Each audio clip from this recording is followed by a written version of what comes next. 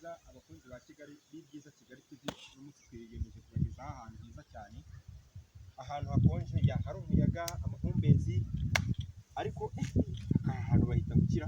Ahangaha mwiriwe bose, mwiriwe neza, amakuru ni meza. aha hantu bahita gukira, ahangaha bahita mu Gisasa, Umudugudu wa Bumbogo, Akagari ka Ngara. iri shyamba se rimaze nk'igihe kingana iki? Iri shyamba ni irya kera cyane, ageze n'ahandi hasanga imisozi myiza cyane, kari heza cyane, yateza kwiyicarira kabisa.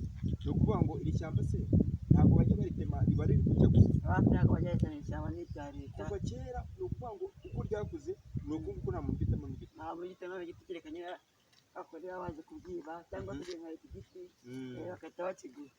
Aha, none se ubu ngubu mbega we none uriya mukokozi, uriya mukoki nyine urabona ko ari umukoki utandukanya mu Gisasa n'Abararaza, umudugudu wa Gisasa, umudugudu wa Bararaza.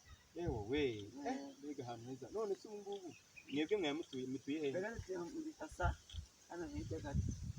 Hajya ngo bakwita ngo iki? Byabita Fregisi. Fregisi? Ni ukuvuga ngo uri umwana w'ahantu niho wavutse? Nanavukiye navutse ndibona iri shyamba.